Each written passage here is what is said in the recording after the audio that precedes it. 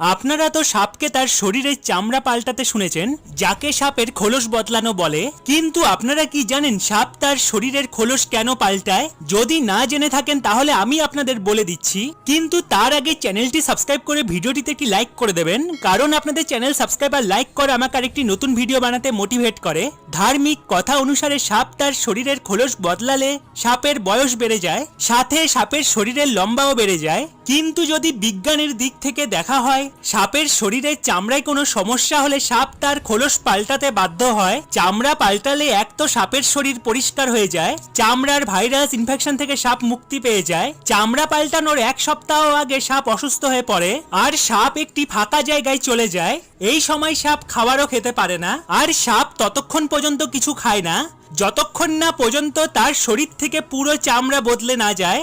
একটি সাপ বছরে 3 থেকে 4 বার তার চামড়া বদলায়।